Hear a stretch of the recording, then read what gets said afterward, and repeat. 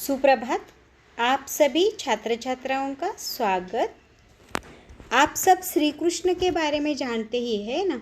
श्री कृष्ण और राधा इनके रूप में इनको पहचाना जाता है, यानी भगवान के रूप में भी इनकी पूजा की जाती है।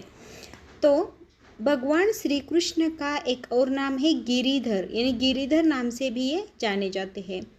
तो इसी पर आधारित एक कविता है गिरिधर नागर। तो आज हम इस कविता का अध्ययन करेंगे।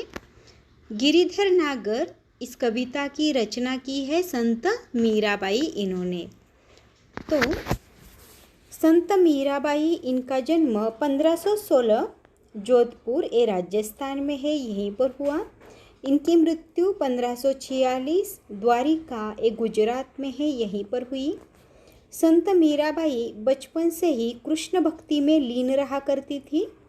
बाद में गृहत्याग करके आप घूम घूम कर मंदिरों में अपने भजन सुनाया करती थी, यानी श्री कृष्ण की भक्ति वह बचपन से ही कर रही थी। मीराबाई के भजन और उपासना माधुर्य भाव से ओतप्रोत है। आपके पदों में प्रेम की तल्लीनता समान रूप से पाई जाती है। इनकी प्रमुख कृतियाँ हैं, देखो, नरसिंह जी का मायरा, गीत गोविंद, राग गोविंद, राग सोरठ के पद आदि प्रमुख कृतियाँ हैं इनकी। थोड़ी सी और जानकारी लेते हैं मीराबाई के बारे में। तो मीराबाई एक संत कवि और गायक थी। उनका नाम भक्तिधारा के मुख्य संत भक्तों में आता है। मीराबाई का जन्म राजस्थान के जोधपुर में हुआ।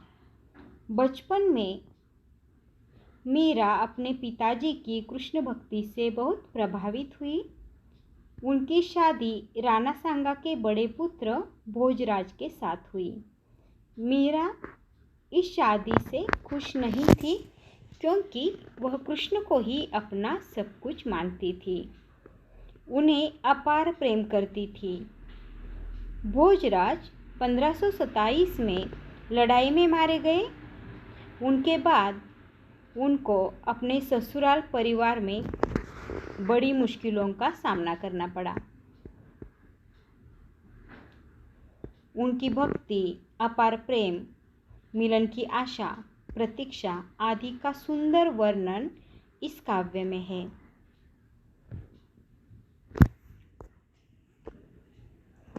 राजस्थान चित्तौड़गढ़ में मीरा मंदिर बहुत ही प्रसिद्ध है। अब थोड़ी सी पद्य संबंधी जानकारी लेते हैं। मीराबाई के सभी पद उनके आराध्य के प्रति ही समर्पित है, यानी श्री कृष्ण जो थे वह उनके आराध्य थे। आपके पदों का मुख्य स्वर भगवत प्रेम ही है। प्रस्तुत पदों में आपकी उत्सुकता, मिलन, आशा, प्रतीक्षा के भाव सभी अनुपम है। तो श्री कृष्ण के प्रति उनका प्रेम, उनकी भक्ति, इसका बहुत ही सुंदर वर्णन इस कविता के माध्यम से संत मीराबाई इन्होंने किया है। तो देखते हैं कविता। तो कविता है, मेरे तो गिरधर गोपाल दूसरों न कोई, जाके सिर मोर मुकुट मेरो पति सोई। झांडी दई कुल की कानी, कहाँ करी है कोई, संतन ढिग बैठी बैठी लोग लाज खोई। ऐसुवन जल सींची सींची प्रेम बेली बोई, अब तो बेल फैल गई आनंद फल होई। दूध की मथनिया बड़े प्रेम से बिलोई, माखन जब काढ़ी लियो छाछ पिए कोई। भगत देखी राजी हुई, जगत देखी रोई, दासी मीरा लाल गिरिधर तारो अब मोही। तो देखो पहली 4 पंक्तियाँ। मेरे तो गिरिधर गोपाल दूसरों न कोई, जाके सिर मोर मुकुट मेरो पति सोई। झांडी दई कुल की कहानी, कहाँ करी है कोई, संतन ढिग बैठी बैठी लोक लाज खोई। तो सबसे पहले देखते हैं इसमें से कठिन शब्दार्थ कौन से हैं। तो देखो कठिन शब्दार्थ है गिरिधर यानी गिरी को धारण करने वाला, यानी गिरी किसे कहा है यहाँ पर, पर्वत को, गिरी को धारण करने वाला यानी गिरिधर। जाके का मतलब है जिसके, सोई का मतलब है वही, झांडी दई मतलब है छोड़ देना, कुल का मतलब है वंश घराना, कानी का मतलब है मर्यादा, ढीक का मतलब है निकट पास में। ये इन पंक्तियों के कठिन शब्दार्थ है। तो आइए देखते हैं अब इन पंक्तियों का भावार्थ। तो देखो इस कविता के माध्यम से संत मीराबाई कहती है मेरे तो गिरिधर गोपाल दूसरों न कोई। गिरिधर का मतलब है, देखो यहाँ पर मैंने आपको दिखाया है कि गिरी पर्वत, यानी गिरी पर्वत को गोवर्धन पर्वत उत्तर प्रदेश के मथुरा जिले के अंतर्गत एक नगर पंचायत है। गोवर्धन व इसके आसपास के क्षेत्र को ब्रजभूमि भी कहा जाता है। यह भगवान श्री कृष्ण की लीला स्थली है। यहीं पर भगवान श्री कृष्ण ने द्वापर युग में ब्रजवासियों को इंद्र के प्रकोप से बचाने के लिए गोवर्धन पर्वत अपनी कनिष्ठ अंगुली पर उठाया था। तो इसलिए तब से श्री कृष्ण को गिरिधर के नाम से भी जाना जाता है।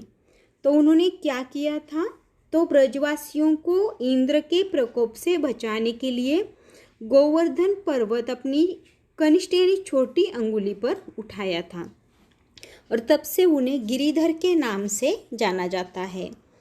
तो मेरे तो गिरिधर गोपाल दूसरों न कोई, जाके सिर मोर मुकुट, यानी अगर आपने श्री कृष्ण की मूर्ति या किसी मंदिर में आप गए हैं तो श्री कृष्ण को अगर आपने देखा है तो देखो उनके मुकुट में मोर पीस लगा हुआ होता है ना। तो इसीलिए यहाँ पर संत मीराबाई कहती हैं मेरे तो गिरिधर गोपाल दूसरों न कोई। गोपाल यानी गायों को चराने वाला, उसे गोपाल कहते हैं। तो संत मीराबाई कहती है कि मेरे तो गिरिधर गोपाल मेरे है, यानी श्री कृष्ण जो है वही मेरे है, दूसरा मेरा कोई नहीं है। और वह कहती है जाके सिर मोर मुकुट मेरे पति सोई। तो यहाँ पर वह कहती है कि जिनके मुकुट में मोर पीस है, मोर पंख लगा हुआ है, वही मेरे पति है। और देखो वह कहती है कि गिरी को धारण करने वाले गायों के पालक कृष्ण के सिवा मेरा और कोई नहीं है। जिनके मस्तक पर मोर का मुकुट शोभित है वे ही मेरे पति है। और देखो आगे संत मीराबाई कहती है झांडी दई कुल की कहानी कहा करे है कोई, संतन ढीग बैठी बैठी लोग लाज खोई। तो मैंने आपको बता दिया कि झांडी दई का मतलब मैंने आपको समझा दिया कि छोड़ देना। तो संत मीराबाई आगे कहती है उनके लिए मैंने कुल की मर्यादा छोड़ दी है। झांडी दई कुल की कानी, कानी का मतलब मर्यादा, यानी श्री कृष्ण की भक्ति में लीन होने के लिए मैंने अपनी कुल की मर्यादा तक छोड़ डाली। कहाँ करी है कोई, और चाहे कोई मुझे कुछ भी कहे, ऐसा इसका मतलब है।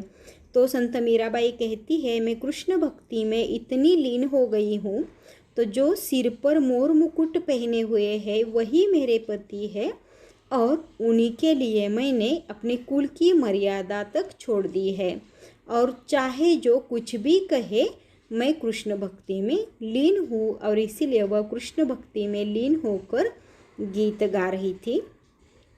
आगे वह कहती है संतन ढीग बैठी बैठी लोक लाज खोई। और वह कहती है कि संतों के साथ बैठ बैठकर मैंने लोक लाज त्याग दी है। मैंने अपने प्रेम रूपी बेल को अपने अश्रु रूपी जल से सींच सींच कर बड़ा किया है, वह आगे कहती है। यानी यहाँ पर वह क्या कहती है, तो संतन ढीग बैठी बैठी लोक लाज खोई, यानी मैं संतों के बीच में बैठी हुई हूँ और मैंने सब लाज छोड़कर मैं क्या कर रही हूँ, यहाँ पर भक्ति में श्री कृष्ण के गीत गा रही हूँ। और इसीलिए वह कहते हैं कि ये गिरिधर गोपाल जो है वह मेरे है, दूसरा कोई भी मेरा नहीं है। जिन्होंने अपने सिर पर मोर मुकुट परिधान किया है वही मेरे पति है। और इसीलिए वह कहते हैं मैंने श्री कृष्ण की भक्ति के लिए सब कुछ त्याग कर दिया है, यानी कुल की मर्यादा तक छोड़ दी है, चाहे कोई कुछ भी कहे। और मैं इसी श्री कृष्ण का गुणगान करने के लिए, उसकी भक्ति में लीन होने के लिए, उनके भक्ति के गीत गाने के लिए मैं संतों के बीच बैठी हूँ। संतन ढीग बैठी बैठी ऐसे यहाँ पर कहा है, यानी बहुत सारे संतों के बीच में बैठी हूँ। मैं सब लाज छोड़कर क्या करे हूँ, कृष्ण की भक्ति में तल्लीन होकर कृष्ण भक्ति के गीत में गा रही हूँ। और इसीलिए वह कहती है कि लोक लाज खोई, मैंने लोगों के बारे में सोचना बंद कर दिया है क्योंकि श्री कृष्ण ही मेरे सब कुछ है। और इसीलिए वह कहती है लोग क्या कहेंगे इसके बारे में मैं नहीं सोचती। और इसीलिए वह कहती है संतन ढीग बैठी बैठी लोक लाज खोई, यानी लोग क्या कहेंगे इसके बारे में मैंने सोचना बंद कर दिया है क्योंकि श्री कृष्ण ही मेरे लिए सब कुछ है। और उनकी भक्ति में मैं लीन होकर भक्ति गीत गा रही हूँ इन संतों के बीच में बैठकर, ऐसा वह कहती है। आगे देखो कविता, आंसुअन जल सींची सींची प्रेम बेली बोई, अब तो बेल फैल गई आनंद फल होई, दूध की मथनियाँ बड़े प्रेम से बिलोई, माखन जब काढ़ी लियो छाछ पिए कोई, भगत देखी राजी हुई जगत देखी रोई, दासी मीरा लाल गिरिधर तारो अब मोही। तो देखते हैं सबसे पहले इसमें से कठिन शब्दार्थ कौन से है। तो देखो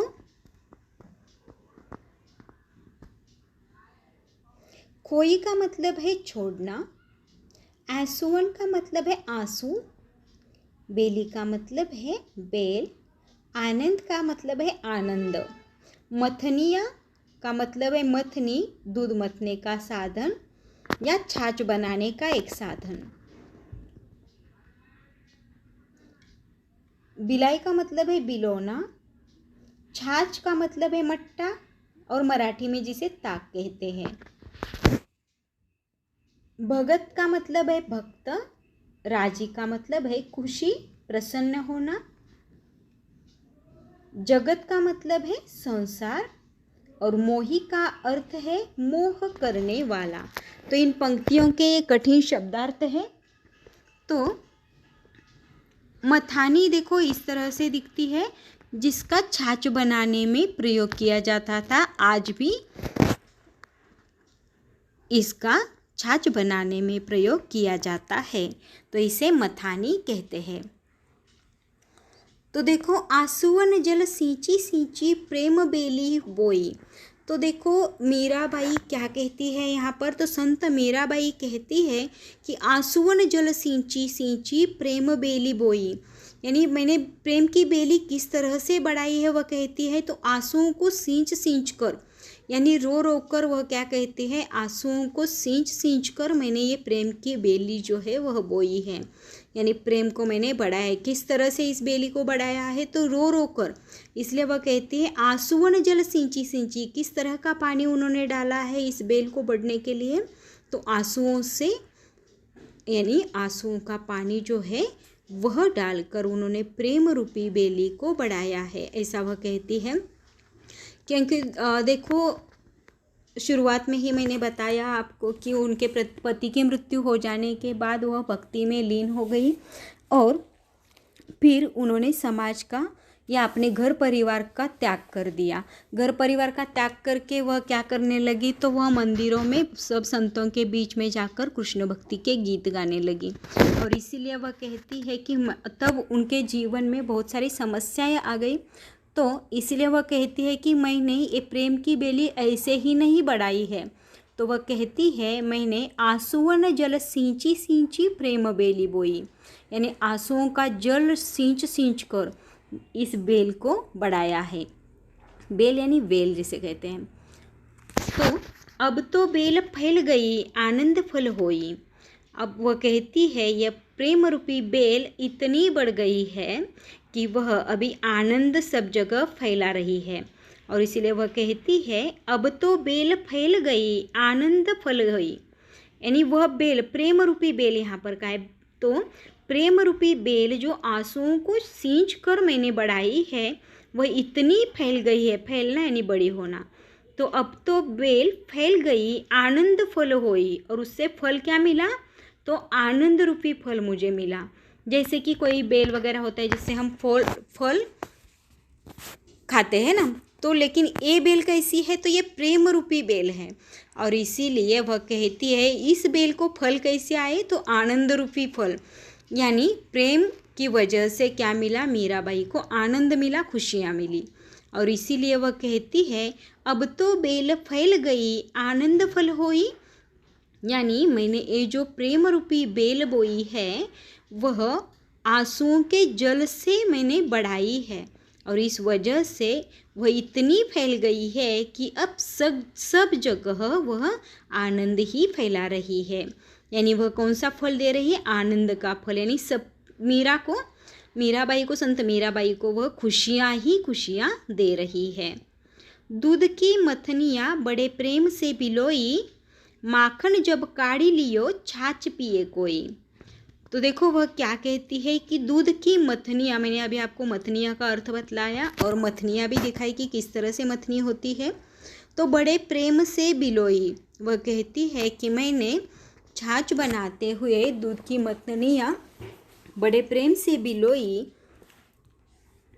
माखन जब काढ़ी लियो छाछ पिए कोई। वह कहती है कि मैंने तो क्या कर दिया है, मथनी से माखन निकाल लिया है, और इसीलिए वह कहती है मैंने दूध जमाने के पात्र में जमे दही को मथानी से बड़े प्रेम से बिलोया, और उसमें से कृष्ण प्रेम रूपी मक्खन को निकाल लिया, शेष छाछ रूपी निस्सार जगत को छोड़ दिया। कृष्ण भक्तों को देखकर मैं प्रसन्न होती हूँ। वह कहती है आगे देखो कि जिस बर्तन में दूध को दही बनाने के लिए रखा जाता है, मैंने क्या किया, उसे लेकर मथनी से उसे मथ लिया, और बहुत अच्छा जो मक्खन निकला, माखन यानी मक्खन, तो मैंने उसे ले लिया। तो मक्खन यहाँ पर किसे कहते हैं, श्री कृष्ण को कहा गया है, और जो छाछ बचा है वह सबके लिए है, ऐसा वह कहती है। भगत देखी राजी हुई जगत देखी रोई, राजी का मतलब है यहाँ पर खुशी, रोई का मतलब है दुख, और इसीलिए वह कहती है जो भी कृष्ण की भक्ति करने के लिए आता है, कृष्ण भक्ति के लिए आता है, उसे देखकर मुझे बहुत खुशी होती है। और इसीलिए वह कहती है भगत देखी राजी हुई जगत देखी रोई, यानी जब मुझे खुशियाँ कब होती है, जब श्री कृष्ण की भक्ति करने के लिए भक्त आते हैं तो मुझे बहुत खुशी होती है। लेकिन जगत यानी विश्व या संसार, तो संसार का व्यवहार मैं एक दूसरे के प्रति देखती हूँ तो मुझे दुख होता है, और इसीलिए वह कहती है कि भगत देखी राजी हुई जगत देखी रोई, यानी श्री कृष्ण के भक्तों को देखकर मुझे खुशी होती है कि श्री कृष्ण की भक्ति में ये लोग लीन हैं, लेकिन जगत का व्यवहार देखकर मुझे बहुत सारा दुख होता है। और इसीलिए वह कहती है कृष्ण भक्तों को देखकर मैं प्रसन्न होती हूँ, परंतु संसार का व्यवहार देख मुझे दुख होता है और मैं रो पड़ती हूँ। यानी संसार के लोग, यानी उन्होंने कहा है कि ये जो संसार है उसमें जो लोग हैं वह क्या करते हैं, तकलीफ़ पहुँचाते हैं, और इसलिए वह कहते हैं कि जो श्री कृष्ण की भक्ति में लीन है उनको देखकर, कृष्ण की भक्ति करते हुए देखकर मुझे बहुत खुशी होती है। लेकिन संसार में जो लोगों का व्यवहार है एक दूसरे के प्रति, उसे देखकर मुझे बहुत दुख होता है और मैं रो पड़ती हूँ।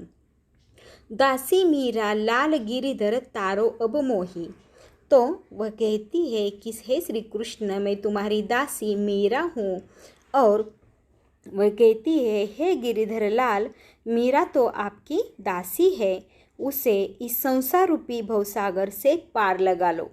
ऐसा वह कहते हैं।